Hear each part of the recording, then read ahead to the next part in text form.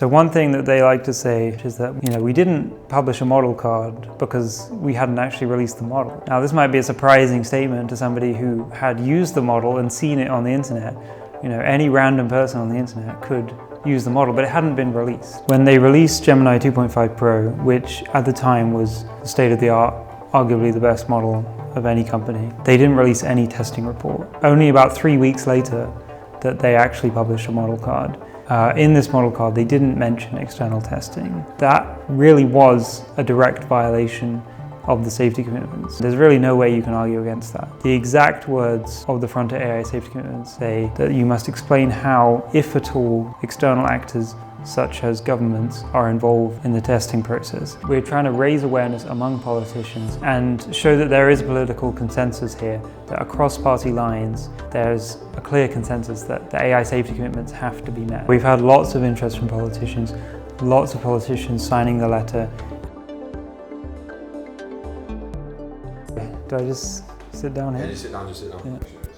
Testing. PauseAI held a demonstration outside Google DeepMind's office. How did that day go, and what were your kind of demands? Yeah, so that was a really fantastic day for PauseAI. We brought together, loads of people from around the UK to come to London and just make a stand outside of Google DeepMind's office. It was the biggest AI safety protest there's ever been, and I think for a lot of people it was just a great chance to, express the fact that we've got this crazy situation where AI companies are just racing ahead without even taking the most basic precautions. And I think it felt really good to, come together as a big group and say that. And we were really happy to have Iqbal Mohammed there, an MP for the UK who, gave a fantastic speech, and he really nailed exactly the issues that we've been talking about, the importance of AI and the importance of these commitments from Google, and the fact that they haven't upheld those. So in 2023, the UK government held the first AI safety summit in Bletchley Park. And then a year on from that, there was the Seoul summit, which was co-hosted by the UK and South Korean governments. And it was there at the second Seoul summit that the AI safety commitments were signed. Yeah, so it was every major player. So, OpenAI, Google, etc. Like all of the big players, they signed these agreements. What commitments did Google DeepMind agree to? They agreed to test their models before they're releasing them and with external evaluators as appropriate. And they agreed to be transparent about that process. They agreed to explain how, if at all, external actors such as governments are involved in the process of testing. And that's the thing that they haven't done. How you claim that Google DeepMind has broken some of these commitments? How exactly have they broken them? Okay, so there's two things that they haven't done. Firstly, when they released Gemini 2.5 Pro, which at the time was the state-of-the-art, arguably the best model of any company, they didn't release any testing report. And that's unusual even from before the AI safety commitments. Typically you release a model card at the point where you publish the model. But they didn't do that. It was only about 3 weeks later that they actually published a model card. In this model card, they didn't mention external testing. Now, is that a violation of the Frontier AI safety commitments? It's hard to say. You can't exactly point to the particular phrase because everything is couched in these qualifiers. Like in the safety commitments, they agree to test their models as appropriate. Now, you can obviously argue that as appropriate, they don't have to do anything. So, it's hard to say for definite that that was a violation of the commitments. But I think clearly not publishing any safety report when the model goes live is, not what the point of the safety commitments was. And then the transparency commitments, which are equally important, that really was a direct violation of the safety commitments. And there's really no way you can argue against that. The exact words of the Frontier AI safety commitments say that you must explain how, if at all, external actors such as governments are involved in the testing process. Now, Google has been asked by journalists how, if at all, the UK AI Safety Institute was involved in testing Gemini 2.5 Pro, and they just have not responded to that. So, there's no way around it. They violated the AI safety commitments. And what would someone from Google DeepMind likely say to these accusations? Is there any defense that they could make? So one thing that they like to say, and they said this in TechCrunch, is that, we didn't publish a model card because we hadn't actually released the model. Now, this might be a surprising statement to somebody who had used the model and seen it on the internet. Any random person on the internet could use the model, but it hadn't been released because it was just an experimental model at that point.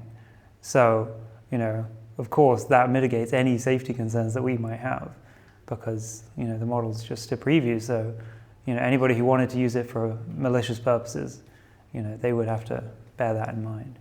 And what are PauseAI's demands of Google DeepMind? Yeah, so we're asking for three things. The first one is the simplest, which is this whole nonsense with, the model's just experimental. Let's clear that up. They need to be extremely clear about exactly what does it mean to release a model. Just align with common understanding. When a model is available to the public, it's released. That's demand one. Demand two is to publish a specific timeline for every model release of when is this testing happening. This is, one of the basic parts of transparency is, just giving us a basic idea of if the model is released at this date, when did the testing happen? When is it going to happen? And then the third demand is the most important, which is, fulfilling this commitment in the AI safety commitments, which is to be transparent about which external agencies are involved in testing. So in particular, is the UK government involved in testing? Which other third parties are involved in testing? And exactly when did they get access? Because right now, my concern is that the UK has set up this fantastic AI Security Institute, but they're not being able to test the model before they come out, so there's really no point. The AI Security Institute needs to be able to test the model before it comes out. So we're asking for transparency about exactly when they get access. And you mentioned that you had Member of Parliament Iqbal Mohammed give a speech at the process.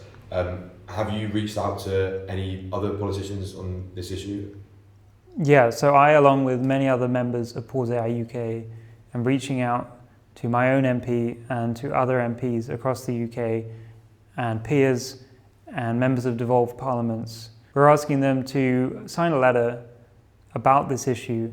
We're trying to raise awareness among politicians and show that there is a political consensus here, that across party lines and across countries, there's a clear consensus that the AI safety commitments have to be met. And have you felt much appetite on part of these politicians in joining on to your campaign and signing this letter? Yeah, we've had lots of interest from politicians, lots of politicians signing the letter, and we've been really lucky to be able to meet with and have real in-depth conversations with lots of members of Parliament and peers in the House of Lords and members of devolved parliaments and people working in Westminster talking about these issues, really diving deep on exactly what the Frontier AI Safety Commitment said and what Google has done and why this is so important. And it's very clear from those conversations that politicians are really starting to think about AI a lot and take this issue really seriously. And what should the government be doing, if anything, about the failure from AI companies to live up to these commitments?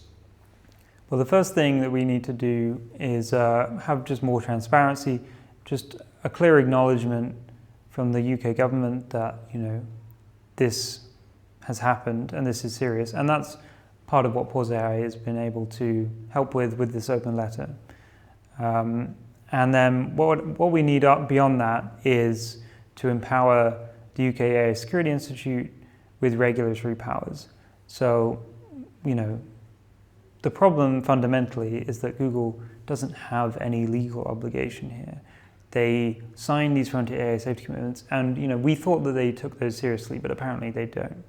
And so therefore it needs to be enforced in law that the UK AI Security Institute has the powers of regulation that would allow them to do this kind of testing. And failing that, if AI companies are not held accountable when they don't live up to these commitments, what are the risks involved with developing AI without this kind of oversight without transparency? Yeah, so what we've heard from the top AI experts across many different open letters and statements and interviews is that the most serious risks of AI are really, civilization level risks. So Geoffrey Hinton has talked about the loss of control risk, where AI exceeds human abilities across the board, and then we are unable to control what it does and unable to direct what it wants. And so that's partly a research question, but partly a political question where, if we're just racing ahead without the scientific consensus that it's safe, and in fact many scientists warning us that it's extremely dangerous, then that shows a political failure where we need to bring a consensus together that this is not a safe way to develop technology. There's a strong consensus as well that at some point AI is going to have a huge impact on the labor market, on the economy, and people's lives and livelihoods. So we need to figure out what we're going to do about that. How are we going to manage this transition? Are we just going to rush straight into this, automating huge swathes of the economy as fast as we possibly can? Or are we going to take a considered approach that shares the benefits of AI among everybody in the world? Or are we just going to let tech companies reap all the benefits for themselves without any obligation to society? And for normal people watching this who maybe don't have a seat in the House of Commons, what can they do to help with this campaign and with safe AI development in general? So the first thing that you can do is you can send an email to your own politician. They represent you, and you can tell them the things that you're concerned about. And you can use PauseAI's UK email builder to do that. The other thing you can do is to come and join PauseAI, get involved in our events, come along to protests, volunteer, help run the ship. So, there's lots of things that need to be done. And we need to build a movement where we educate each other and the public about the risks of AI and build a consensus among the general population about how we want to do AI seriously. What is your message for Demis Hassabis and Google DeepMind? So Google DeepMind, I think, was started with the genuine intention of taking AI safety very seriously and building AI in a responsible way. And I think it's unfortunate that the competitive pressures that they're under have caused that mission to be forgotten. Google DeepMind does do lots of good work on AI safety, but unfortunately in this case the stakes are too high. Good is not good enough. You need to actually get things right when you're deploying models in a high stakes way. So you mentioned how you held what was probably the biggest AI safety protest ever outside Google DeepMind's office. In the run-up to that, there was also the conference PauseCon. What do these two events represent in the history of PauseAI? Are they big milestones, and how do you see them influencing the future of PauseAI as a movement? Yeah, PauseCon was a really exciting weekend for us because it was the first time that lots of people from across the world in PauseAI have come together to talk about how to do a movement for AI safety, learn about how to do activism for people who maybe haven't done it before, and talk about the issue of AI and what are we going to do about this. And it was a really hopeful time, I felt, because I really could see now there's an entire community here across the entire world of people who are taking this extremely seriously and are willing to put in the work to actually make things go well. As you mentioned, it was a very hopeful event. So what are your hopes for the future of PauseAI? So my hope is that we're going to continue to grow and build this community of people and get better at sharing our message and explaining exactly what our concerns are and why they're important. And I think we're already doing a good job at that.